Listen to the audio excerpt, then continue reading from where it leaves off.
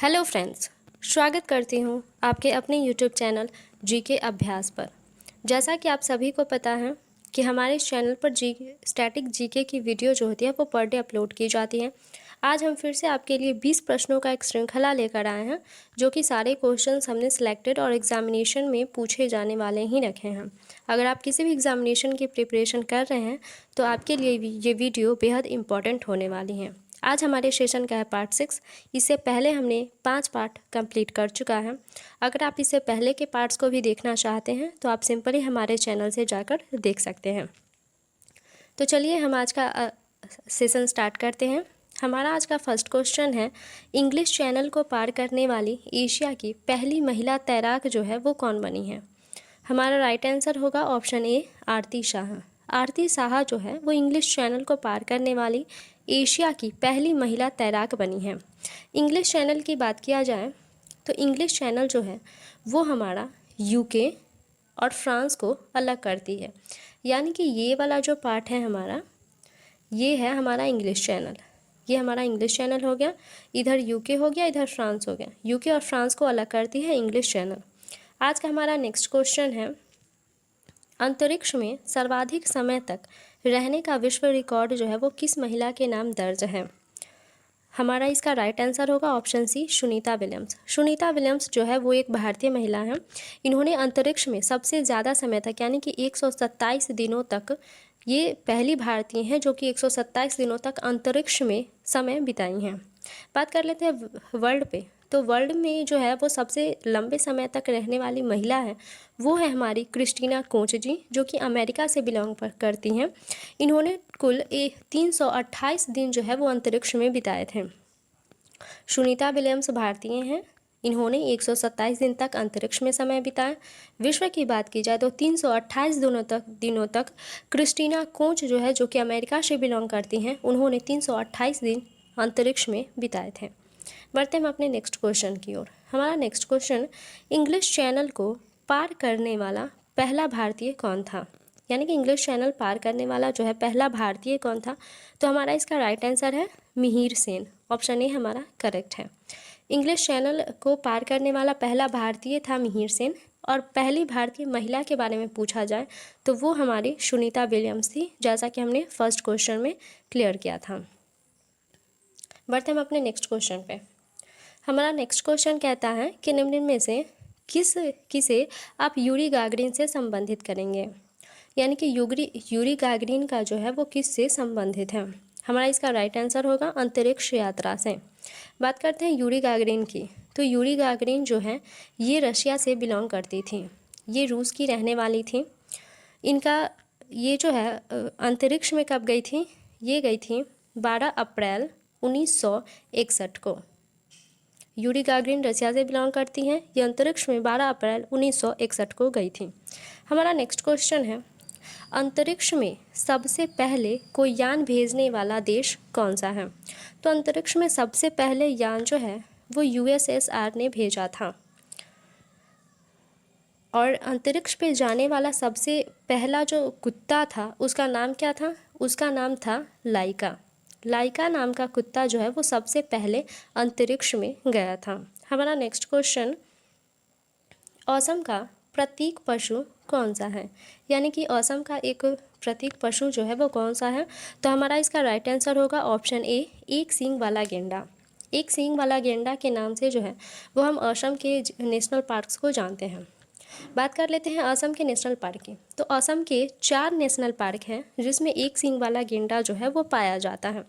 अगर एक सींग वाले गेंडा के अकॉर्डिंग हम देखें तो काजीरंगा जो है वो एक सींग वाले गेंडा के नाम से ही जाना जाता है।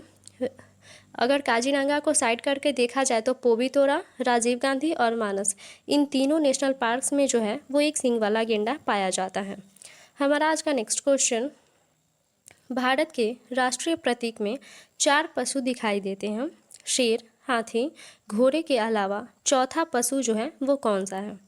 यानी कि भारत का जो राष्ट्रीय प्रतीक है उसमें 4 पशु दिखाई देते हैं, उसमें एक तो शेर है, दूसरा हाथी, तीसरा घोड़े, चौथा जो है वो हमसे पूछा जा रहा है।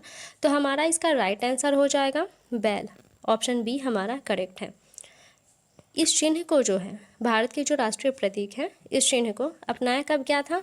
तो इसे अपनाया गया था 26 जनवरी 1950 को। 26 जनवरी 1950 को जो है भारत के राष्ट्रीय प्रतीक को अपना लिया गया था। बढ़ते हम अपने नेक्स्ट क्वेश्चन की ओर। मापुतो किस देश की राजधानी है? तो मापुतो जो है वो हमारे मोजाम्बिक की राजधानी है। हमारा ऑप्शन ए करेक्ट है। बढ़ते हम अपने नेक्स्ट क्वेश्चन की ओर। संयुक्त राष्ट्र संघ का मुख्यालय कहाँ है? संयुक्त राष्ट्र संघ का मुख्यालय जो है वो है हमारा न्यूयॉर्क में। हमारा ऑप्शन ए करेक्ट हो जाएगा। बात कर लेते हैं संयुक्त राष्ट्र की। तो इसकी स्थापना कब हुई थी? इसकी स्थापना हुई थी 24 अक्टूबर 1945 को। 24 अक्टूबर 1945 को संयुक्त राष्ट्र की स्थापना हुई थी।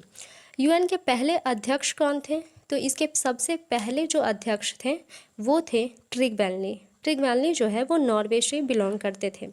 बात करें अगर वर्तमान अध्यक्ष की, तो वर्तमान में इसके अध्यक्ष कौन है? इसके अध्यक्ष हैं एंटोनियो ग्यूटरेस जी, जो कि पुर्तगाल से बिलोंग करते हैं। यूएन में देशों की संख्या कितनी है? तो यूएन में देशों की संख्या जो है वो है हमारा 193। बढ़ते हैं हम अपने नेक्स्ट क्वेश्चन की ओर। हमारा नेक्स्ट क्वेश्चन है संयुक्त राष्ट्र सुरक्षा परिषद के पहले 5 सदस्य देश कौन से नहीं हैं? यानी कि संयुक्त राष्ट्र सुरक्षा परिषद के जो है वो पहले 5 सदस्य देश में से कौन सा एक नहीं है? यानी कि जब इसकी स्थापना हुई थी ना, तो इसमें 5 सदस्य देश थे। तो हमारे पास 4 ऑप्शन दिया गया है, इसमें से हमारा पूछा गया है कि कौन सा नहीं था। हमारा इसका करेक्ट आंसर हो जाएगा ऑप्शन डी, इटली। इटली जो है उस समय इसका जो मेंबर है वो नहीं था। बात कर लेते हैं इसके 5 सदस्य की। तो इसके 5 सदस्य कौन कौन से थे? बाकी के तो हमारे 3 ऑप्शन थे ही, फ्रांस था, चाइना था और रशिया था। फ्रांस, चाइना, रशिया के अलावा एक अमेरिका था और ब्रिटेन था। ये 2 देश भी उस समय इसमें शामिल हुआ करते थे। हमारा नेक्स्ट क्वेश्चन, संयुक्त राष्ट्र संघ की राजकाज की भाषा जो है वो क्या है? संयुक्त राष्ट्र संघ की राजकाज की भाषा जो है वो हमारा है अंग्रेजी है, चीनी है, रसिया वाली है, अरबी फ्रेंच है और स्पेनिश है। हमारा ऑप्शन ए जो है वो करेक्ट है। बढ़ते हैं हम अपने नेक्स्ट क्वेश्चन। हमारा नेक्स्ट क्वेश्चन है निम्न में से किसका सदस्य देश जो है वो भारत नहीं है? यानी कि हमारे क्वेश्चन में पूछा जा रहा है कि भारत जो है इन 3 संगठनों में से किसका सदस्य जो है वो नहीं है। तो हमारा इसका करेक्ट आंसर क्या हो जाएगा? Option A OPEC. ओपेक का सदस्य जो है वो भारत नहीं है। बात करते हैं ओपेक की। ओपेक में मेंबर की संख्या कितनी है? इसमें मेंबर जो है वो कुल 13 हैं। ओपेक का फुल फॉर्म क्या होता है? ओपेक का फुल फॉर्म होता है organisation of the petroleum exporting countries. Examination में इसके फुल फॉर्म भी पूछे जाते हैं, तो एग्ज़ाम के पॉइंट ऑफ व्यू से जो है ये हमारा इंपॉर्टेंट हो जाता है, ध्यान रखिएगा। Organisation of the petroleum exporting countries. OPEC का हेडक्वार्टर कहाँ पे है? तो इसका हेडक्वार्टर है वियना में स्थित है। वियना ऑस्ट्रिया की राजधानी। इसकी स्थापना कब हुई थी? इसकी स्थापना हुई थी सितंबर 1960 ईस्वी में जो है वो ओपेक की स्थापना हुई थी। बढ़ते हम अपने नेक्स्ट क्वेश्चन की ओर। हमारा नेक्स्ट क्वेश्चन है पहला सार्क सम्मेलन जो है वो कहाँ आयोजित किया गया था? तो पहला सार्क सम्मेलन जो है वो हमारा ढाका में आयोजित किया गया था। हमारा ऑप्शन डी करेक्ट है। ढाका जो है वो बांग्लादेश की राजधानी है और बांग्लादेश की करेंसी क्या है? वो है टका। यानी कि बांग्लादेश की राजधानी ढाका, करेंसी टका। हम सिंपली इसे याद रख सकते हैं। अब बात कर लेते हैं सार्क की। तो सार्क जो है, सार्क का फुल फॉर्म क्या होता है? इसका फुल फॉर्म होता है south Asian association for regional cooperation. SAARC का फुल फॉर्म होता है south Asian association for regional cooperation. इसकी स्थापना कब हुई थी? तो इसकी स्थापना जो है 1985 ईस्वी में हुई थी। सार्क की स्थापना 1985 में हुई थी। इसका हेडक्वार्टर यहाँ पे दे ही दिया। इसका स्थापना ढाका में हुआ था, मतलब इसका पहला सम्मेलन जो है वो ढाका में हुआ था। लेकिन इसका अगर हेडक्वार्टर पूछा जाए तो इसका हेडक्वार्टर कहाँ पे है? इसका हेडक्वार्टर है काठमांडू।